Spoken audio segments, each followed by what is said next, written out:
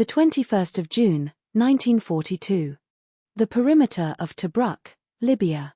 Field Marshal Erwin Rommel stands atop his command half-track, peering through his Zeiss binoculars. Before him, the impregnable fortress of Tobruk, the jewel of the British defense, has crumbled in a mere 24 hours. The Afrika Korps is slicing through the Allied lines not like a knife through butter, but like a hammer shattering glass. In a single day, the Commonwealth forces had lost 33,000 men, staggering amounts of fuel, and the strategic initiative. The Eighth Army was retreating in utter disarray towards Egypt.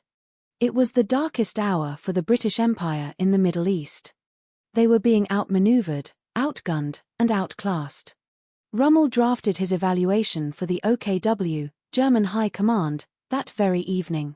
His words were dripping with professional disdain. The British command structure is disjointed. Their tactics are obsolete. They throw their tanks into battle in penny packets, unsupported by infantry, where our anti-tank guns slaughter them detailed. They fight like amateurs. The report reached Berlin with a devastating conclusion: the road to Cairo was open. The Eighth Army was a broken force, suffering from a crisis of morale and a paralysis of command. The German officers read it with glee. The Tommies were brave, certainly, but they did not know how to fight a modern mobile war. But 4 months later, Rommel would write a letter to his wife, Lucy, from the scorched sands of El Alamein. His tone had shifted entirely. "I was wrong about the Englishmen. The chaos I saw at Tobruk was not a lack of spirit, it was a lack of direction. And there is a critical difference. What happened in those intervening months that altered the assessment of Germany's most celebrated tactician? The answer lies in a transformation that the Germans had not anticipated: the sudden, ruthless professionalization of the British war machine. Music, building tension, rhythmic percussion. If you want to discover what Rommel saw that made him dread the coming dawn, type El Alamein in the comments. This story will show you why mistaking a momentary collapse for permanent weakness was Germany's fatal error in Africa. To understand this metamorphosis, you must return to August 1942. The Eighth Army was demoralized, battered, and dug in at the Alamein line, expecting the final German blow. But then, a new figure arrived from London. Not with a shout, but with a cold, terrifying clarity. Lieutenant General Bernard Law Montgomery.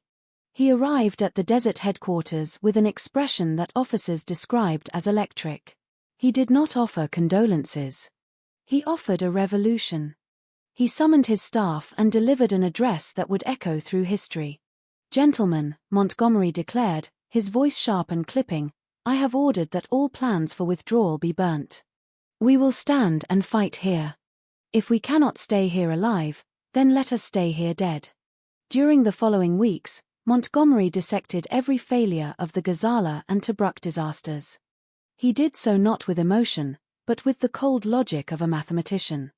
British tanks had been charging German 88mm guns like cavalry of old. Error. Artillery was decentralized, supporting local skirmishes rather than massing fire. Error. Commanders were debating orders instead of executing them. Error. But what he said next changed the doctrine of the Desert War. "We have been fighting a gentleman's war. The German fights a professional war. From today, the amateur approach is finished. We will master the set-piece battle." Montgomery sacked officers who showed belly-aching pessimism. He instilled a regime of physical fitness that shocked the weary troops.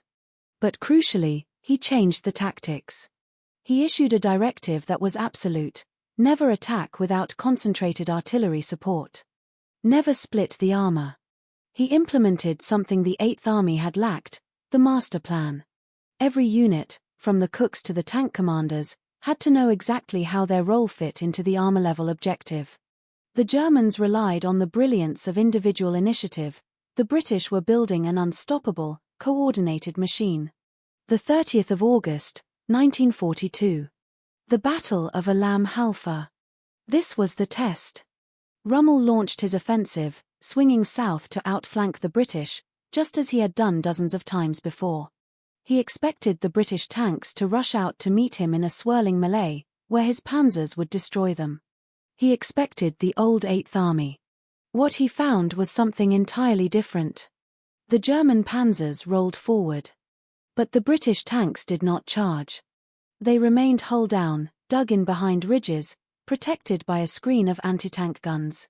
The German commanders interpreted this as hesitation. They pushed harder. Error. As the panzers entered the killing zones, the British opened fire not sporadically, but with concentrated, massed artillery directed from a central command. The Royal Air Force, now tightly coordinated with the ground forces, rained destruction upon the German supply columns. It was a trap of geometric precision.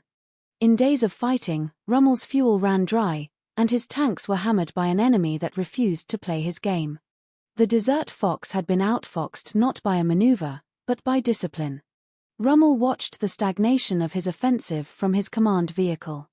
His chief of staff, Fritz Bayerlein, was confused. Herr Field Marshal, they aren't taking the bait. They aren't moving. Rommel lowered his binoculars, his face grim. No, he replied. They have stopped playing at war. They are now making war. Someone had taught them to say no, to hold the line. The British had analyzed the fluidity of German tactics and countered it with a wall of steel and fire. But Rommel had not yet seen the full extent of this evolution. That would come in October 1942. The 23rd of October, 1942. El Alamein. Before the Great Battle, German intelligence intercepted radio traffic and captured documents regarding British preparations. They were stunned by the scale. It wasn't just maps, it was the logistical engineering of the battle. The British had developed a system of artillery coordination, the creeping barrage, that was timed to the second. They had created dummy tanks, fake pipelines, and radio deceptions, Operation Bertram, that completely blinded German intelligence. Rommel, recuperating in Germany before rushing back to the front, read the reports. He asked his aides, "How long did it take us to perfect our combined arms doctrine?" "Years, Herr Field Marshal. Since the Spanish Civil War." The British had overhauled their entire operational method in 3 months. There was something in those reports that deeply unsettled Rommel. The British were no longer relying on bravery alone, they were relying on material superiority applied with scientific rigor. They weren't trying to be clever anymore, they were being thorough. Rommel wrote in his diary, "We are facing an enemy who has turned war into an industrial process. They calculate, they supply, they destroy. If this continues, skill alone cannot save us." The night of the barrage. At 21:40 hours, 1,000 British guns opened fire simultaneously. The sky turned white. It was a display of firepower never before seen on the African continent. The infantry advanced not in a chaotic rush, but behind a curtain of falling shells, pacing themselves to the distinct rhythm of the barrage. The tanks followed the infantry, a complete reversal of previous tactics. Rommel, returning to take command of a crumbling front, realized the truth. My initial assessment of the British at Tobruk was correct in detail, but wrong in conclusion, he would later reflect. They were disorganized then. But I mistook their confusion for incompetence. It was merely a dormant capability waiting for the right hand to guide it. The difference is critical. An incompetent army dies. An army that learns becomes lethal. The British possessed a trait the Germans had underestimated: stoicism combined with adaptability. They could take a beating, learn the lesson, and return with a method to ensure it never happened again. At Tobruk, they lost because they were disjointed. At El Alamein, they won because they were a single, terrifying organism. By November 1942, the Afrika Korps was in full retreat, a retreat that would not end until their surrender in Tunisia. The Eighth Army, once the laughingstock of the panzer divisions, had become the hammer that drove the Axis out of Africa. The lessons learned in the desert, coordination, air support, logistical mastery, became the blueprint for the invasion of Italy and eventually, Normandy. Rommel, later commanding the Atlantic Wall defenses in 1944, would see the same methodical destruction he first witnessed at Alamein. He reportedly murmured to his staff, "We gave them the one thing we could not afford to give, time. And they used every second of it." In less than half a year, the British Army had transformed from a colonial police force into a modern, combined arms juggernaut. It wasn't magic. It was method. It was the Spartan discipline of Montgomery meeting the industrial might of the Empire. Rommel's final verdict on the Eighth Army remains a chilling testament to the power of adaptation. The British soldier has always been tenacious. But now, he is professional. We are no longer fighting the ghosts of the past, we are fighting the masters of the new warfare. Gazala was not the end of the British Army. It was the painful lesson that forged the victory at El Alamein. Rommel understood this before anyone else in Berlin. And that understanding filled him with a cold dread. Because he had seen the future of the war. And in that future, the side that learned the fastest was destined to win. What do you think of this extraordinary turnaround? Did you know how drastically Rommel's opinion of the British Tommy changed between Tobruk and El Alamein? Leave a comment below on how leadership and discipline can turn the tide of history. Subscribe to the channel for more verified histories that changed the course of the Second World War. We bring you the analysis behind the battle.